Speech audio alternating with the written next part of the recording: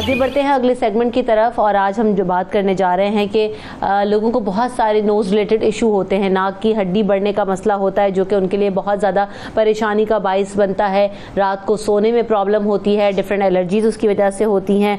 तो तरीके के इलाज बताए जाते हैं। कुछ लोगों को उससे फाका होता है, कुछ लोग जो है ना वो परेशान रहते हैं। तो अगर इनको किसी को भी ये कॉम्प्लिकेशन हो तो उसके लिए क्या करना चाहिए, कैसे जो है ना वो इलाज होता है, आज हम उस पर बात करेंगे। डॉक्टर राशिद ज़िया साहब मेरे साथ मौजूद हैं जो कि ENT स्पेशलिस्ट हैं। Welcome to the show doctor Rashid Zia sahab. सबसे पहले ये जो नाक की हड्डी बढ़ जाती है इसकी वजह क्या है और क्या ये ठीक हो सकती है, किस तरीके से हो सकती है, और अगर इनको ये मसला हो जिन लोगों को, उनको किस किस तरह की प्रॉब्लम्स होती हैं, मसाइल क्या होते हैं? Thank you very much. नाक की हड्डी का टेढ़ा होना एक बहुत आम मसला है। ये छोटे बच्चों में भी है लेकिन जस्ट थोड़ी सी परसेंटेज में। इसका मतलब ये हुआ कि थोड़ा सा 20% तक मौरूसी भी है, लेकिन वास्ट मेजॉरिटी 70 to 80% जो मरीज आएंगे उनमें चोट का लगना ही इसका मेन वजह है। हम सब बचपन में बेड से बार बार गिरे हैं, चोट लगती है, ये नॉर्मल जिंदगी का हिस्सा है। उससे नाक थोड़ी बहुत टेढ़ी नाक की हड्डी होना एक नॉर्मल अमल है। यूँ समझिएगा कि 70 to 80% नॉर्मल लोगों की नाक की हड्डी हम सब की थोड़ी बहुत टेढ़ी होती है। हम सब के बचपन में नाक पे थोड़ी बहुत चोट लगी थी, लेकिन उससे मसला नहीं कोई होता।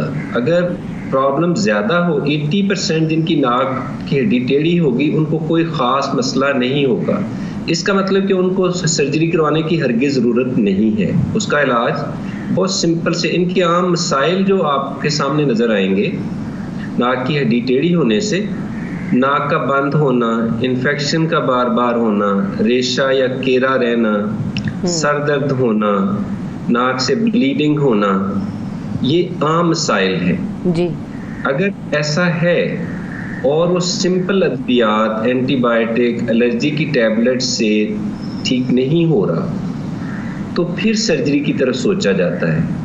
अगर नाक की हड्डी बिल्कुल ही टेढ़ी है, उससे नाक भी टेढ़ा हो चुका है, तो उस सूरत में 100% सर्जरी ही उसका कामयाब हल है। और अच्छा ये बताइएगा कि बहुत सारे लोग ये कहते हैं कि ऑपरेशन करवाया जाए या नहीं करवाया जाए। बहुत सारे लोगों को डर भी होता है, जिसके साथ जो ये प्रॉब्लम होता है उसी के साथ रहते हैं और अपनी ज़िंदगी गुजारते हैं। तो बेहतर क्या होता है, करवा लेना चाहिए या नहीं, जो है ना जब तक अवॉइड कर सकते हैं करें? इस सर्जरी में और बाकी सर्जरीज की तरह इतनी नफासत आ चुकी है, बेहतरी आ चुकी है कि ये सर्जरी ज़रूर करानी चाहिए। पूरी दुनिया में पाकिस्तान समेत इसकी कामयाबी के इम्कानात 98% तक बहुत ज़्यादा है। लेकिन नाक का हर बंद होना नाक की हड्डी टेढ़ी नहीं है। एक है हल्की किस्म की रसौलियाँ जिसको पॉलिप्स कहते हैं। नाक का पॉलिप, नाक का गदूद अलहदा चीज़ें हैं, वो एक सीरियस मसला है। नाक की हड्डी एक आम सा मसला है। ये अगर एक प्रॉपर तरीके से किसी अच्छी जगह से, किसी टीचिंग हॉस्पिटल से, किसी मुस्तनद डॉक्टर से करवा लिया जाए तो वाज़े तौर पर फाका होता है। लेकिन मिस ये याद रखिएगा कि जितनी मसाइल आप लंबा करते जाते हैं, साइनस इन्फेक्शन, क्रॉनिक इन्फेक्शन हो जाएगी, उनमें कामयाबी के इम्कानात कम हो जाएंगे। 95-98% तक रिजल्ट नहीं होंगे। नाक खुल तो जाएगा, नाक का बंद होना बहुत सारी बीमारियों का फर्दर मौजब बनता है, जैसे खराटे आना, जैसे सांस की तकलीफ, जैसे बहुत सारे लोग जो खराटे लेते हैं उनके साथ वाले लोग ना के सो सकते हैं। इन लोगों की लाइफ एक्सपेक्टेंसी भी कम हो जाती है। हार्ट की बीमारियां, हार्ट का फैल जाना एक आम सी वजह है नाक के बंद होने से या खराटे आने से। नाक हरगिज बंद नहीं होना चाहिए चंद दिनों के लिए। थोड़ा सा भी बंद है तो फौरन नाक को ब्लॉक करें। हमारे एक बहुत आम वजह इसकी नाक की इन्फेक्शन है, वो सबसे ज़्यादा हमें अवॉइड करना चाहिए बॉटल फीडिंग को, जिसको फीडर कहते हैं। बच्चों में अगर हम इसका इस्तेमाल कम कर दें और बंद डिब्बों में जितने भी जूसेस आ रहे हैं, ब्लेंडेड, प्रिजर्व्ड, जितनी भी फास्ट फूड लाइक चीज़ें हम घरों में लाते हैं या बंद डिब्बों में चीज़ें लाते हैं, अगर फीडर का इस्तेमाल कम कर दें और ये चीज़ों का सिंपल चीज़ों पे चले जाएं और थोड़ी वार्म चीज़ें बचपन से आदत डाली जाए, तो टेक माई वर्ड्स मैम के 50% मसाइल, 50% मसाइल हर घर के हल हो सकते हैं। इसका मतलब ये हुआ कि ब्रेस्ट फीडिंग ज़्यादा से ज़्यादा प्रमोट किया। दुरुस्त। एक और चीज बता दीजिएगा कि नाक की हड्डी का टेढ़ा होना और इस बढ़ जाना दोनों में कितना फर्क है और कॉम्प्लिकेटेड ज्यादा क्या चीज होती है? ये दोनों इंटरचेंजेबल वर्ड्स हैं, दोनों का मतलब हम एक ही लेते हैं। जो एज 16 तक, 16 साल की एज तक हमारा फेस जल्दी से रैपिडली बढ़ रहा होता है। 16 से 18 में ये स्लो हो जाता है, फिर आपका विजडम टूथ निकलता है अराउंड 21, 23, उसके बाद फेस टोटली फिक्स हो जाता है एक जगह पे।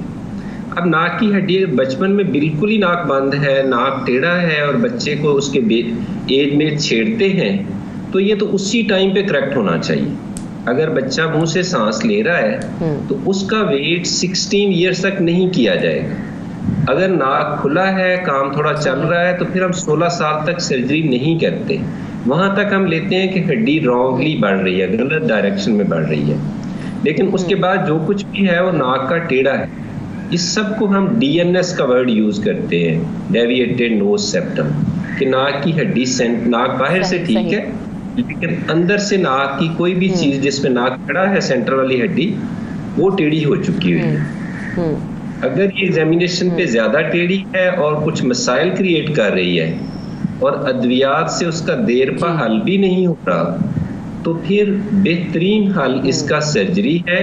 सर्जरी ऑलमोस्ट ब्लडलेस है, चंद दिनों में रिजल्ट आ जाता है और लाइफ बहुत पुरसकून गुजरती है। नोज को समझिएगा कि लोग बहुत ज्यादा नेजल ड्रॉप्स का इस्तेमाल कर रहे होते हैं, वो इसमें हेल्प करते हैं नेजल ड्रॉप्स?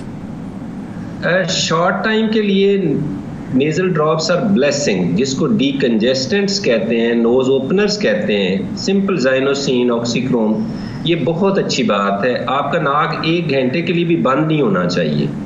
ब्लोक करें, वार्म चीज़ें लें, नहीं उससे हो रहा तो फौरन नाक को स्प्रे करें, लेकिन स्टीरॉयड स्प्रे हरगिज नहीं करनी चाहिए, सिवाय उन केसेस को जिसको मुस्तनद डॉक्टर ने कहा है। नाक का बंद होना लंबी देर के लिए एस्थमा या दमा का बायस बनता है, चेस्ट की इन्फेक्शन का बायस बनता है, इसलिए इसको डॉक्टर राशिद साहब, अगर एक दफा ऑपरेशन करवा लिया जाए तो कहीं दोबारा तो नाक की हड्डी का बढ़ने का मसला तो नहीं होता दोबारा? अगर ये 16 से पहले किया जाएगा तो थोड़ी सी परसेंटेज में दोबारा करना पड़ सकता है। 16 साल की एज तक फेस और नोज की हड्डी जल्दी से बढ़ती है।